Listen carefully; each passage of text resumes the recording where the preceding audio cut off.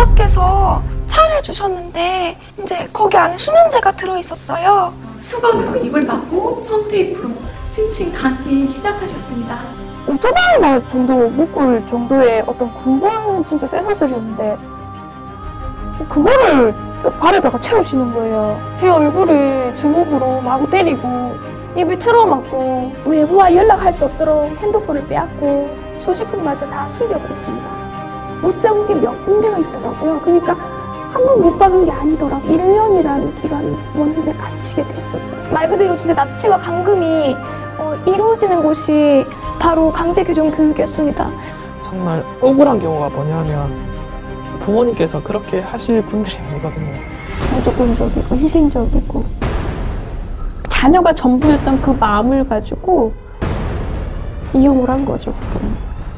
제가 그런 정신병이 있는 것처럼 이렇게 유도를 했고 도둑놈 그리고 거짓말쟁이 심지어는 무슨 큰 범죄자인 것처럼 이렇게 몰아갑니다. 저는 그 어린 나이에 마치 사회 불구자처럼 밀장을 당하는 기분이 들었습니다. 개정교육을 빙자한 돈벌이.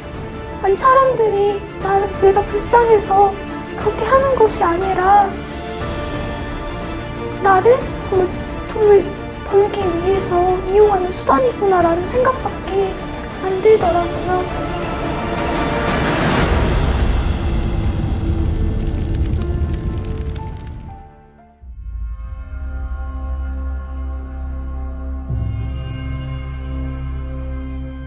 음식물에 수면제를 타셔서 저도 알지 못하게 먹고 잠이 들었는데 이제 어지러운 상태에서 눈을 뜨니까 이제 친척들이 저희 집에 와 있더라고요. 그래서 저는 이제 그곳에서 나가려고 시도를 하였지만 이미 몸은 제가 원하는 대로 이제 움직일 수 없었고 나가려고 했지만 이제 친척들과 부모님께서는 사주를 받아서 저에게 수갑을 채우시고 테이프로 입과 다리를 묶으셨고 이제 큰 여행용 가방에 저를 넣어서 이제 강제로 이동시키셨습니다. 이제 개존 목자가 자식이 마치 큰 정신병에 걸린 것처럼 그리고 정말 악독한 병에 걸린 것처럼 그렇게 부모님께 말을 하고 그 병은 나밖에 고칠 수 없다 이렇게 얘기를 하니까 그 순간 부모님은 개존 목자의 말을 들을 수밖에 없잖아요. 그래서 그렇게 좀 상식 밖의 그런 일을 또 하신 것 같습니다. 개정교육이라는 것이 진짜 합법적이고 그렇다면 강제로 납치, 감금을 하여서 사람 불안하게 떨게 하면서 그렇게 이루어질 필요가 없겠죠. 부모님이 강제로 이제 뭐 옷을 벗겨서 무언가가 이제 핸드폰이라든지 뭐 연락할 수 있는 어떤 수단이 있는지를 막 다 점검하시고 막 수색 같은 것들을 다 하시고 그리고 이제 진짜 손도 안 대시고 진짜 매도 안 되시던 분이 온갖 폭언을 하시고 저희 부모님이 아닌 것 같았어요. 막상 아들을 꺼내기로 한 그 계획한 날이 다가오니까 그 전도사가 하는 말이 자기는 빠져야 되겠대요. 자기가 여기 끼면은 자기는 목회야 하는데 복귀하는데 무슨 문제가 생길 수가 있으니까 자기는 빠지겠다고 대신 경무원을 하나 사주겠다는 거예요. 그래갖고 그때 경무원을 사주더라고요. 어떤 사람은 뭐 수면제를 7알을 먹여가지고 성공을 했다고 하면서 아들한테 수면제를 너무 조금 먹인 거 아니냐. 더 많이 먹여갖고 이번에는 더 단단하게 해서 그 아이를 끌고 와라. 만약에 그쪽에 내가 끌고 오지 않으면 자기들이 우리 집으로까지 와서 해주겠다. 이렇게 얘기를 하더라고요.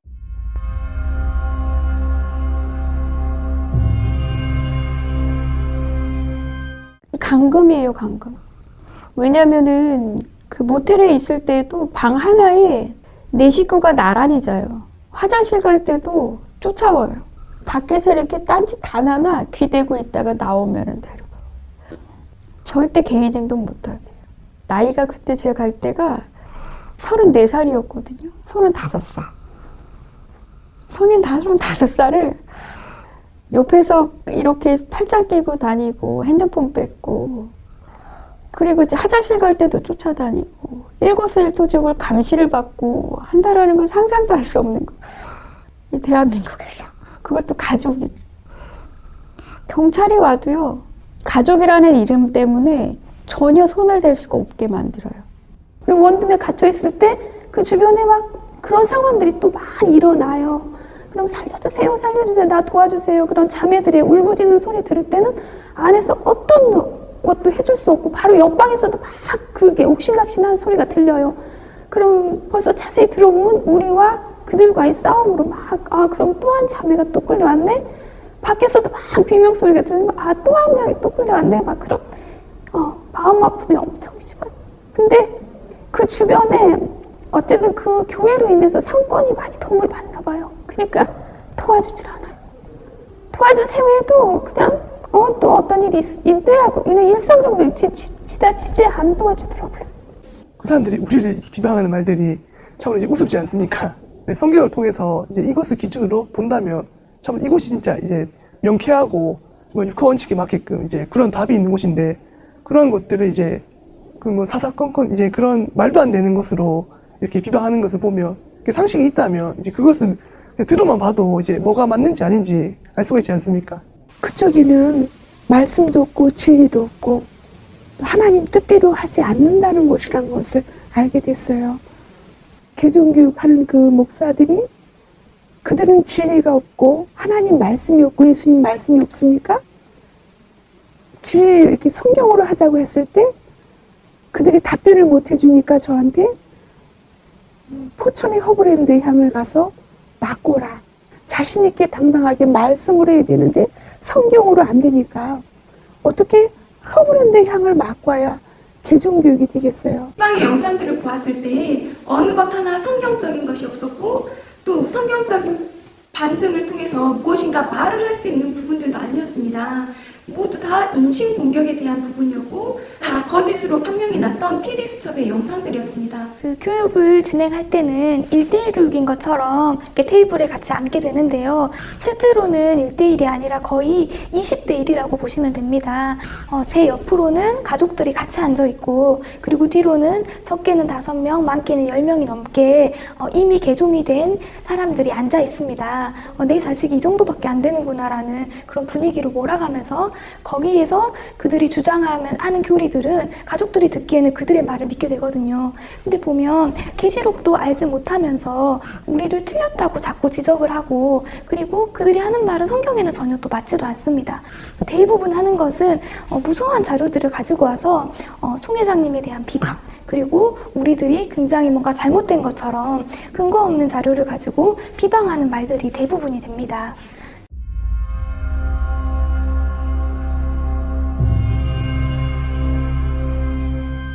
개종교육이 시작되고 저는 황 목사에게 많은 질문을 던졌습니다. 그러나 황 목사는 답변하지 못했고 횡설수설했고 성경과 상관없는 과학 지식만 늘어놓고 나중엔 자신이 설명하지 못하는 부분들이 계속해서 생겨나고 그의 논리에서 오류가 나타나니 원리의 일정을 채우지 못하고 다른 약속이 생겼다면서 교육을 중단하고 가버렸습니다. 그의 무지함은 그 당시 보고 있었던 가족들이 더 잘 알 것입니다. 어린 아들도 그 목사의 말에 오류가 있다는 것을 알아들을 정도였으니 말입니다.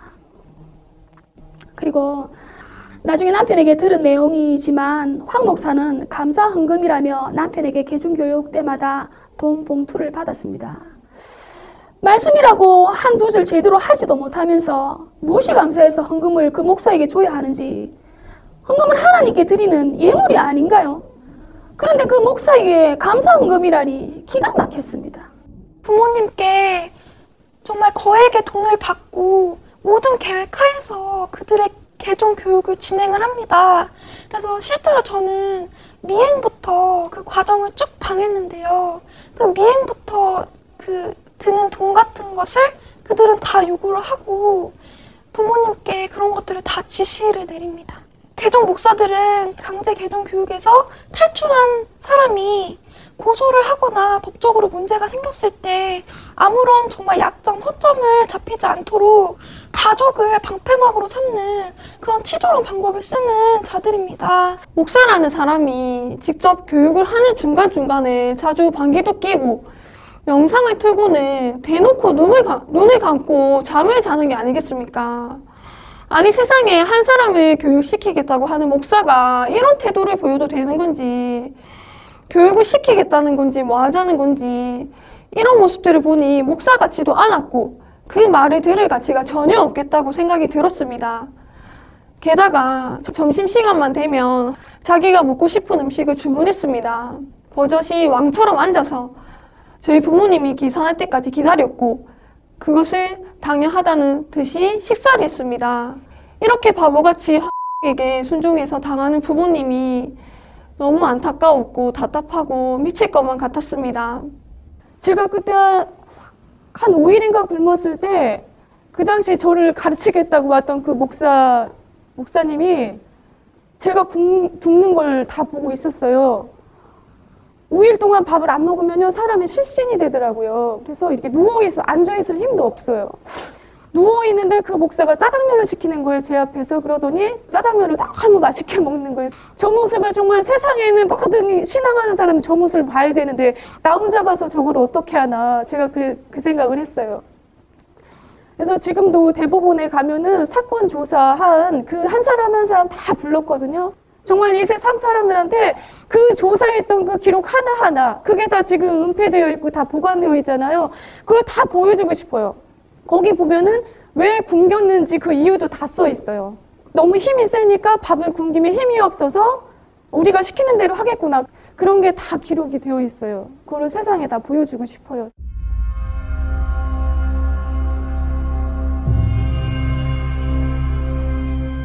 화장실, 베란다, 거실까지 못으로 박혀져 있었던 그 상황 가운데에서 정말로 이 사랑하는 가족들이 한순간에 이렇게 돌변을 하고 그 상황 가운데에서는 가족이 가족처럼 보이지가 않았습니다. 그래서 아침에 되었고 오늘은 어떻게 해서든지 내가 여기서 나가야겠다. 어떻게 해서든지 이 상황에서 내가 탈출해야겠다. 나가는 것이 살 길이라고 생각했기 때문에 눈이 뜨니까 아빠는 화장실에 계셨고 이제 엄마는 부엌에서 요리를 하고 계셨고 그리고 이모는 제 옆에서 계속 눈이 떴다 감았다 하시면서 저를 감시하고 있었습니다. 근데 그 후에 이모가 잠깐 이제 잠이 든 사이에 이때가 기회다 싶어서 현관문 쪽으로 갔더니 아니나 다를까 이제 끈으로 묶여져 있더라고요. 근데 너무나 감사하게도 진짜 하나님의 은혜로 너무나 감사하게도 이 끈이 너무나 잘 풀리는 끈이었더라고요. 끈을 풀고 문을 따고 이제 맨발로 슬리퍼를 들고 그 자리에서 그 현장에서 탈출하게 되었습니다. 이것이 이제 첫 번째 사건이었고 이제 두 번째 사건은 집이 2층 집인데 이제 화장실에 사람 한 명 정도 나갈 수 있는 이제 공간이 창문이 있는데 이제 세면대를 올라가서 그 창문으로 나와서 이제 탈출을 하게 되었고 그때 당시에는 신발을 신을 수 있는 그 겨를이 없었고 어떻게든지 이 자리에서 나가야겠다라는 그 생각만 있었기 때문에 눈이 너무너무나 굉장히 많이 왔던 그 맨발로 차 도로변에 정말 미친 듯이 뛰었습니다. 동생한테 내가 화장실을 가야겠다 이렇게 얘기하니까 동생이 그 쇠사슬 풀어주더라고요. 그래서 화장실에 들어간 사이에 진짜 많은 생각을 했었던 것 같아요. 탈출을 해야 되느냐 아니면 그냥 계속 있어야 되느냐. 그래서 그 짧은 찰나에 생각을 했던 게 이 상황을 빨리 모면을 해야 되겠다 싶어서 그때 화장실 문을 열고 동생한테 옷을 좀 가져다 달라 이렇게 얘기를 해서 동생이 가지러 간 사이에 문을 열고 집을 탈출하게 되었습니다. 그래서 제가 달리기가 별로 안 빠르기 때문에 잡히게 되면 다시 쇠사슬을 차야 되는 그런 상황이 너무 싫었고 그렇기 때문에 어떻게든 제 입장에서는 필사적으로 도망을 가기 위해서 저희 집 아파트 앞동에 있는 그 집이었는데 어떤 아주머니가 문을 열고 집을 들어가시길래 저도 그냥 따라 들어가서 신발도 신지 못한 채로 살려달라고 이렇게 얘기를 했었습니다. 그래서 이 아주머니가 보고 너무 이상한 나머지 무슨 일이냐고 이제 물어봤었고 저는 발에 쇠사슬을 차고 있었고 납치를 당했었다 이렇게 얘기를 했었어요. 그래서 이 아주머니께서 경찰에 신고를 해주셨어요. 그 첫째 날에 제가 그 경찰한테 그 보호를 받지 못했던 그 경험이 있기 때문에 안 되겠다 싶어서 그냥 도망을 가려고 했는데 이 아주머니께서 아무래도 제가 좀 상황이 위급한 것 같고 보통이 아니다 싶으니까 저를 안 놔주시더라고요.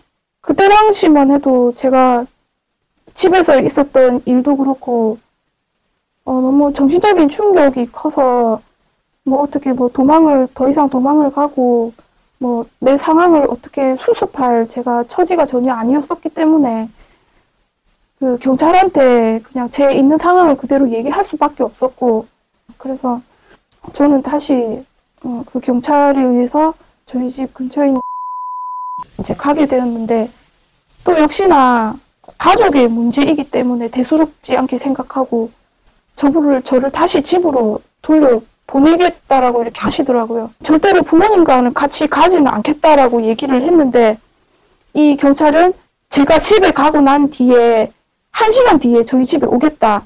그리고 휴대폰을 손에 꼭 가지고 있어라. 연락을 받아라. 라는 그 경찰의 약속을 받고 저는 또 부모님과 함께 집으로 갔었는데 부모님께서는 또다시 저를 쇠사슬로 채우셨고 오겠다는 경찰도 오지도 않고 집에 전화도 온 적이 없었습니다. 너가 여기서 이제 나갈 수 있는 방법은 전혀 없다고 하면서 문도 이미 잠금 장치가 다 되어 있었고 밖에서만 열릴 수 있는 문이었고 창문도 가장 눈에 띄는 큰 창문이 있었는데 그 창문을 열어 보여주면서 너 여기로 나갈 수도 없다. 너가 나갈 수 있는 방법은 오직 사인해서 교육받는 것밖에 없다 라고 말하는 거예요. 자기가 이렇게 방까지 데리고 왔는데 한 번도 실패한 경우가 없다고 하면서 이 자매는 30일을 버텼는데 너는 40일 한번 버텨봐라. 자기는 너가 버티면 버틸수록 더 좋다라고 말씀하시는 거예요. 이렇게 사람을 비꼬고 신천지에 대한 그 비방과 인신공격과 그렇게 계속 안 좋은 말들을 막 하시고 듣기 싫다는 보기 싫다는 영상도 억지로 이제 보여주려고 하는 경우도 굉장히 많았어요. 엄마 아빠가 이제 다 사람들이 나가자마자 제가 아예 문이 열릴 수 없도록 혼자 있고 싶어서 그 문을 잠궈버렸어요. 그렇게 잠그고 갑자기 드는 생각이 있는 거예요. 아, 이게 하나님께서 주신 그 때이구나 라는 생각이 들었어요. 그래서 그 방에 있던 가방에 제 옷가지와 이제 제 생활할 수 있는 물품들을 다 쌌어요. 다 싸고 이제 밖에 나가서도 어떻게든 연락을 해야 하고 그런 게 있으니까 계속 다 찾아봤는데 아무것도 나오지 않더라고요. 그런데 아빠가 한 달 정도를 이제 이 교육을 계획하고 오셨기 때문에 담배를 많이 사다 놓으신 거예요. 내가 저거라도 가지고 가서 팔아서 사용해야겠다 하는 생각 들고 그래서 이제 그 담배들을 가방에 다 담고 부모님 잠드실 때까지 눈에 띄지 않을 때까지 계속 기다렸어요. 계속 기다려가지고 그 침대 위에 있는 창문 열어서 이제 나오게 된 거예요. 근데 이제 거기가 이제 시골이었어요. 아무것도 보이지가 않는 거예요. 나와서 일단 여기를 벗어나야겠다는 생각밖에 들지 않았어요. 그래서 계속 타고 올라가면서 굉장히 추운 날이었거든요. 겨울이었는데 보이는 편의점마다 다 들어가면서 이쪽으로 가면 어디가 나오냐라고 물어봤었어요.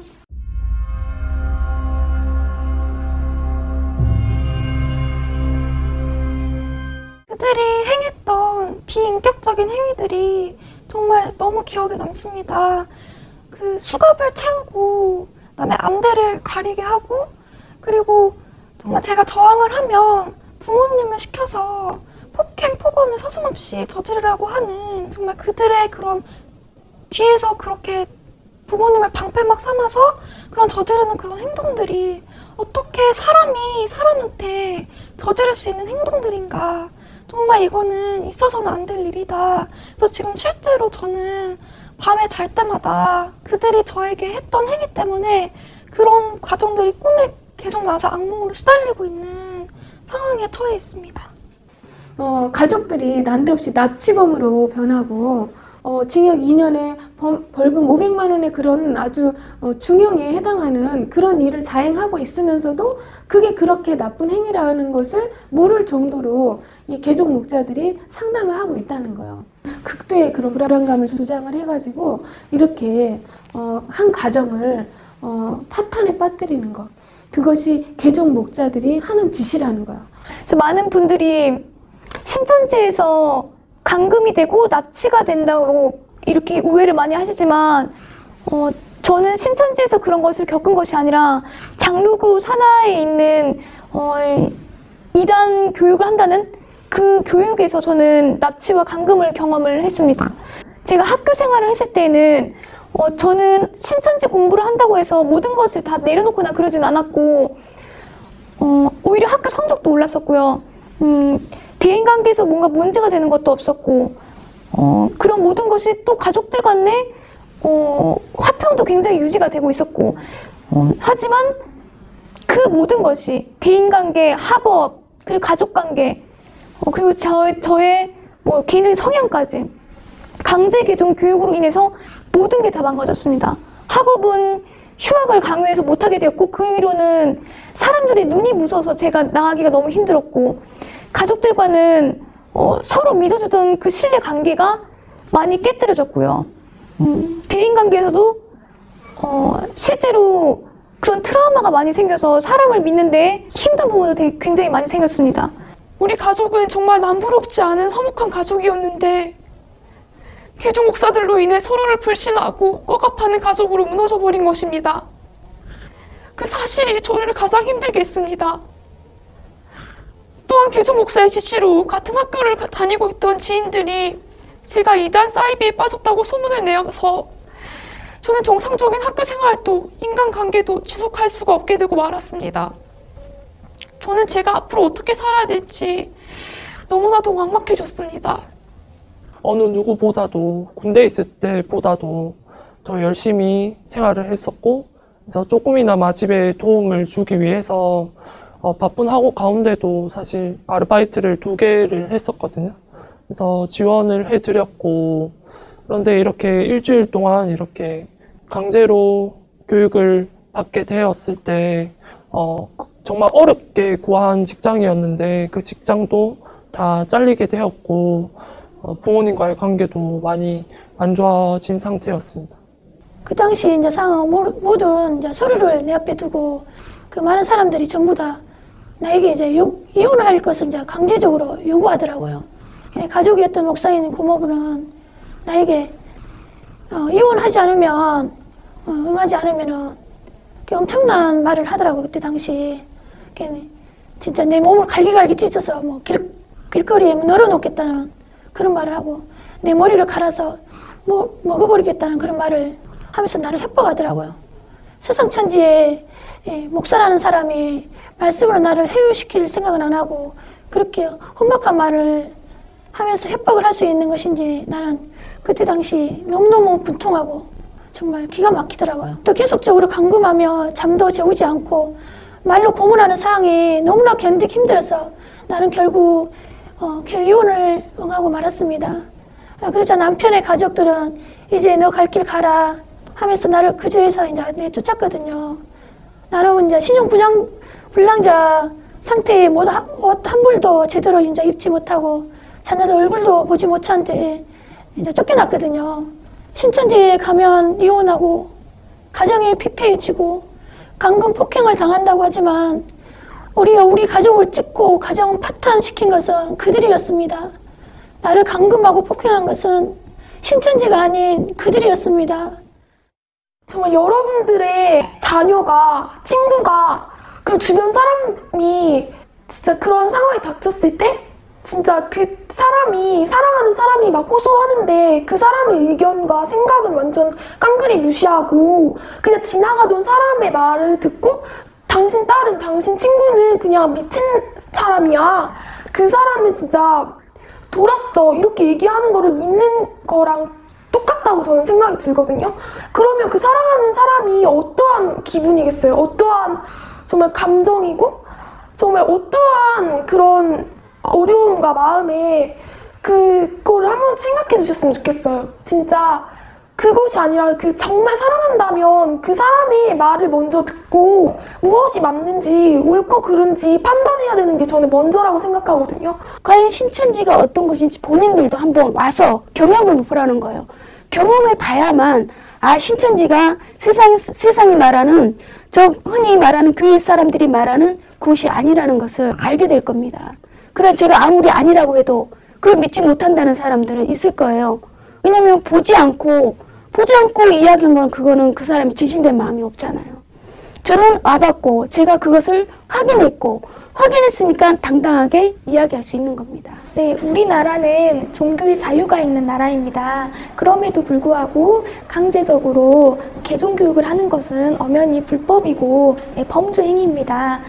이들이 범죄 행위를 버젓이 몇 년 동안 해오면서 수천 명에 다다르는 피해자가 있는데요. 그렇게 할 수 있었던 이유는 직접적으로 나서지 않고 가족을 이용해서 감금하고 폭행하게 했기 때문입니다. 결국은 가정 파괴범까지 된 것입니다. 이런 가운데 그들이 또 그들의 그 범죄 사실을 숨기려고 언론을 이용해서 신천지를 불법적인 단체인 것처럼 포장해서 언론 플레이를 하고 있습니다. 우리는 국민들 입장에서 그들의 거짓말에 속을 것이 아니라 이 모든 사실을 바로 아는 것이 그들의 범죄 행위가 또다시 이루어지지 않게 하는 힘이 될 것이라고 생각합니다. 개종교육을 갔다 와서 저한테는 정말 전과 후는 정말 180도로 달라졌어요. 아주 안 좋게. 완전 인권 유린이잖아요. 그래서 이런 일이 이 시대에 일어난다는 게 너무 기가 막혔어요. 제 인생에 있어서는 아직까지 지울 수 없는 지옥과 같은 세상 누구라도 나와 같이 이러한 일을 당한다면 얼마나 억울하고 고통스럽지 않겠느냐. 정말 이 대한민국 안에서 어떻게 이런 일이 있을 수 있을까. 대한민국 헌법 제10조 모든 국민은 인간으로서의 존엄과 가치를 가지며 행복을 추구할 권리를 가진다. 국가는 개인이 가지는 불가침의 기본적 인권을 확인하고 이를 보장할 의무를 진다. 제37조 제1항 국민의 자유와 권리는 헌법에 열거되지 아니한 이유로 경시되지 아니한다. 제12조 제1항 모든 국민은 신체의 자유를 가진다. 인간 존엄성과 국민의 자유가 보장된다는 대한민국에 사람이 동물보다 못한 취급을 받는 일이 어찌 허용될 수 있으며 왜 용인하고 있는가? 반인륜적, 부도덕적인 행위를 저질러 놓고 오히려 신천지의 죄를 뒤집어 씌우는 것이 어찌 사람의 도리라 할 수 있겠는가? 누가 이들의 상처와 억울함을 보상할 수 있는가? 강제 개종교육은 엄연히 대한민국 헌법을 정면 위반한 행위이며 반드시 근절되어야 한다.